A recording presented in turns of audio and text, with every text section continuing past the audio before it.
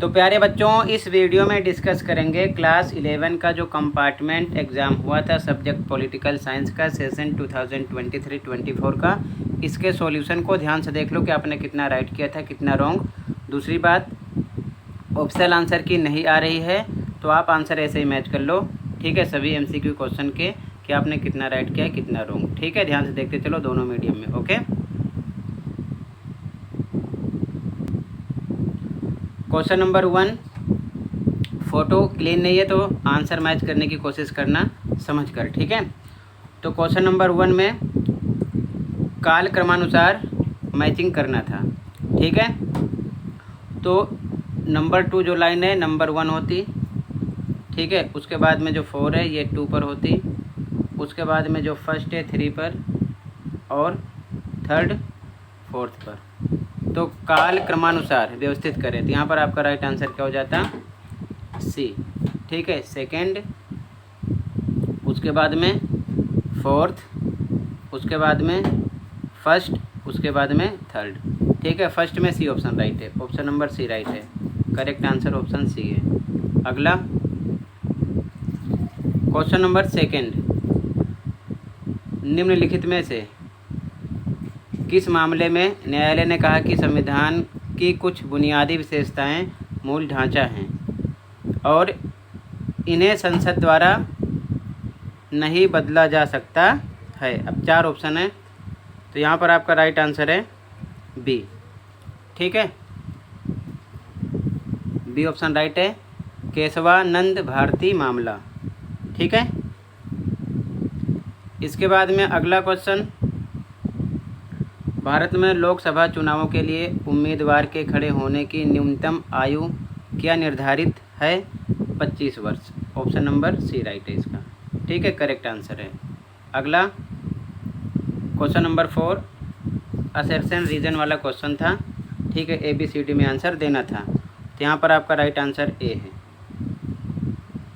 ठीक है, दोनों चीज़ें राइट हैं, कारण अवकथन की सही व्याख्या है, ए ऑप्शन राइट है।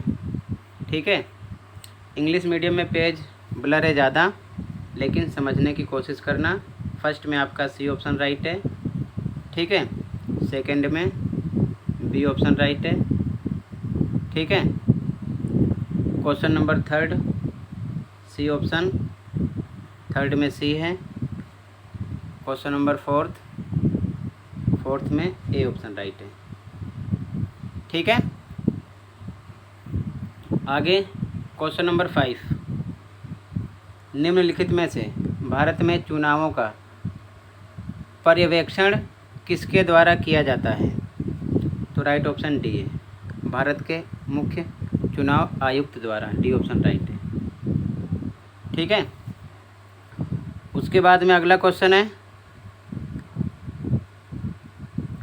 क्वेश्चन नंबर 6, जिस संविधान में संशोधन करना बहुत कठिन होता है उन्हें डैश संविधान के रूप में वर्णित किया जाता है, तो कठोर। ठीक है, ये ऑप्शन राइट हो जाएगा। आगे क्वेश्चन नंबर 7, कुछ अलगाववादी आंदोलनों से संबंधित देशों और समूहों की दी गई सूची फर्स्ट और सूची सेकंड से मिलान करके सर्वोत्तम उत्तर कोड चुनिए। ठीक है, तो यहाँ पर आपका राइट आंसर डी हो जाएगा। ठीक है, फर्स्ट का 4th, सेकंड का 3rd, थर्ड का 2nd और 4th का 1st। ठीक है, ऑप्शन डी राइट है, ध्यान रखना क्वेश्चन नंबर 7 में। अगला क्वेश्चन नंबर 8, तो राइट आंसर आप देखते चलो। 8 में आपका सी ऑप्शन राइट हो जाएगा, फ्रांसीसी। ठीक है, ऑप्शन नंबर सी राइट है, फ्रांसीसी। क्वेश्चन नंबर 9, इसमें बी ऑप्शन राइट है, कार्ल मार्क्स। ठीक है, कार्ल मार्क्स। ठीक है, बी ऑप्शन राइट है क्वेश्चन नंबर 9 में। ठीक है, इसके बाद में क्वेश्चन नंबर 10, यहाँ पर आपका ए ऑप्शन राइट हो जाएगा, राष्ट्रवाद। ठीक है, इंग्लिश मीडियम में भी सेम ऑप्शन आपको लगाना है, इंग्लिश मीडियम में भी। ठीक है, क्वेश्चन नंबर 5, इसमें आपका डी ऑप्शन राइट है, ऑप्शन नंबर डी। ठीक है, question number 6,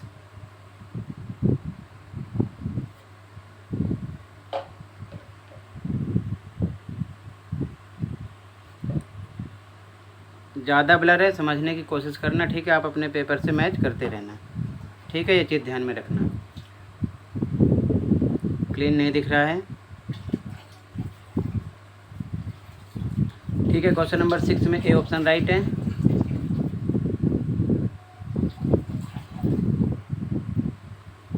question number 7 D option right है। Question number 8 C option right है। Question number 9 B option right है। Question number 10 A option right है 10 में। ठीक है, ऑप्शन नंबर ए। आगे क्वेश्चन नंबर 11, तो इसमें भी आपका 11 में ए ऑप्शन राइट है। ठीक है, कारण और अभिकथन दोनों सही हैं। कारण अभिकथन की सही व्याख्या है, ऑप्शन नंबर ए राइट है क्वेश्चन नंबर 11 में। ये चीज़ ध्यान में रखना। ठीक है, क्वेश्चन नंबर 12,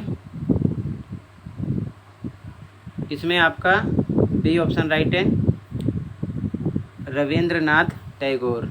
ठीक है, अब इसके बाद में अगला क्वेश्चन है, जैसे कि संविधान के कोई दो कार्य लिखिए। तो बहुत सारे काम है, लिख सकते हो। बुनियादी नियम सुनिश्चित करना, सरकार की शक्तियों पर सीमाएं लगाना, ये सब इनके काम है। और भी पॉइंट है, आप लिख सकते हो अच्छे से।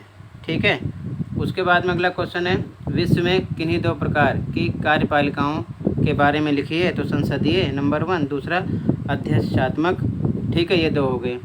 या आप इससे अलग भी लिख सकते हो, बहुत सारे पॉइंट इसके भी हैं। ठीक है, क्वेश्चन 15, भारतीय संविधान की सीमाएं क्या हैं। तो राष्ट्रीय की केंद्रीकृत धारणा और सामाजिक आर्थिक अधिकार मौलिक अधिकारों में नहीं। ठीक है, ये क्या है, इनकी सीमाएं हैं और इनके बारे में हो जाएगा। कोई और पॉइंट भी आप लिख सकते हो। इसी प्रकार इसको आपने किया होगा, उसी हिसाब से आपको नंबर मिला होगा। आगे क्वेश्चन देख लो जो MCQ टाइप में है। ठीक है, इंग्लिश मीडियम में भी सेम, क्वेश्चन नंबर 11 में ए है। ठीक है, और क्वेश्चन नंबर 12 में बी ऑप्शन है। ठीक है,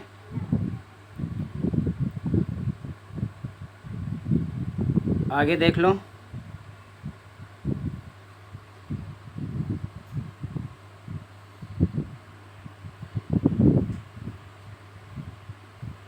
क्वेश्चन नंबर 24 देख लो। क्वेश्चन काफ़ी ब्लर है। ठीक है, तो साफ नहीं दिख रहा है, लेकिन आप अपने क्वेश्चन पेपर से अच्छे से देखना और मैच कर लेना, जो भी हैं राइट आंसर हैं। ठीक है, और अपना स्कोर चेक कर लेना। 24 का फर्स्ट है, फर्स्ट में सी ऑप्शन राइट है, ऑप्शन नंबर सी, मजदूरी पाने के लिए। ठीक है, सेकंड क्वेश्चन में डी राइट होगा, कल्याण। ठीक है, इसके बाद में क्वेश्चन थर्ड 24 का, इसमें ए ऑप्शन राइट है, राष्ट्रीय ध्वज का सम्मान। ठीक है, इसके बाद में आगे इंग्लिश मीडियम में भी सेम, क्वेश्चन नंबर 24, फर्स्ट में सी, सेकंड में डी,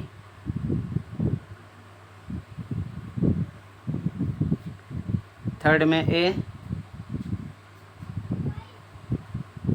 ठीक है, और उसके बाद में इसका फोर्थ है, 24 का फोर्थ, इसमें डी है, संपत्ति का अधिकार। ठीक है, अब इसके बाद में क्वेश्चन नंबर 25 है। अब देख लो आंसर नंबर 25 में फर्स्ट। ठीक है, तो first second third fourth ABCD होता है इसका। ठीक है, क्वेश्चन ऊपर मेंशन है, यहाँ पर आप देख सकते हो।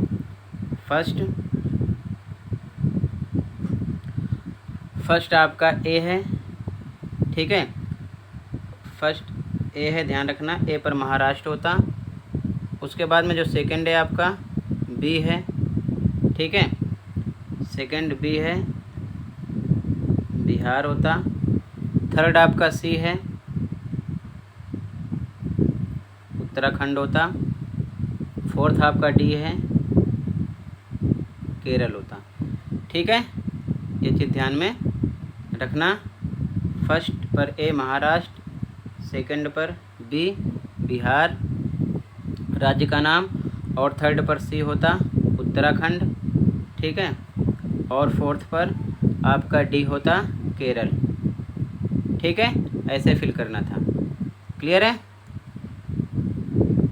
ऐसे इंग्लिश मीडियम में भी फिल करना था, इंग्लिश मीडियम में भी। ठीक है, इसके बाद में ध्यान रखना ये फर्स्ट ABCD यहाँ पर देखना है। ठीक है ना, ABCD के हिसाब से मैंने आगे बताया है। ठीक है, इंग्लिश मीडियम में भी सेम होता, इसमें डी है, बाकी मैंने बताया ABCD के हिसाब से आप लिख देते। ठीक है, आंसर सेम था, यहाँ पर इस हिसाब से फिल करना था। ठीक है, जो मैंने बताया ABCD। दृष्टिबाधित बच्चों के लिए यहाँ पर मेंशन किया गया है, ध्यान से देख लो। सेम ये भी होता, फर्स्ट जो था फर्स्ट यहाँ पर क्या होता महाराष्ट्र, सेकंड इसमें होता बिहार, थर्ड इसमें होता उत्तराखंड, फोर्थ इसमें होता केरल। ठीक है, महाराष्ट्र, बिहार, उत्तराखंड, केरल दृष्टिबाधित बच्चों के लिए भी था। ठीक है, आगे देख लो।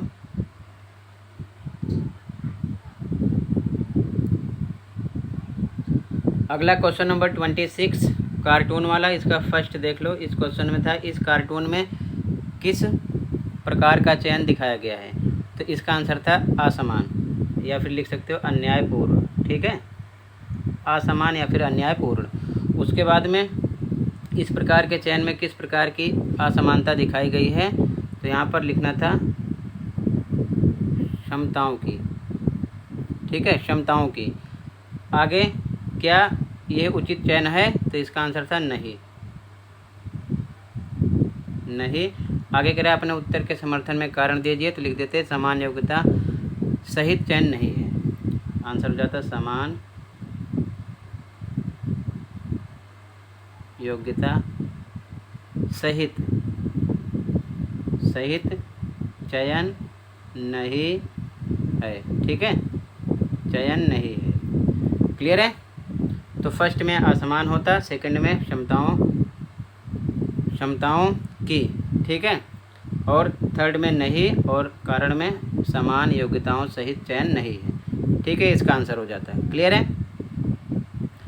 उसके बाद में यहाँ पर दृष्टि बाधित बच्चों के लिए था। समानता क्या है, तो सबके साथ बराबरी अर्थात एक जैसा व्यवहार करना बिना किसी भेदभाव के समानता है। ठीक है, दूसरा था हमारे संविधान के अनुसार किस प्रकार का भेदभाव वर्जित है, तो सामाजिक, आर्थिक, राजनीतिक। ठीक है, इसका आंसर था। अगला कोई एक उदाहरण देकर जिसमें विशेष सहायता से समानता बढ़ रही हो, तो दिव्यांगों की सुविधा। ठीक है, या दिव्यांगों को सुविधा लिख सकते थे, या कोई अन्य भी लिख सकते थे।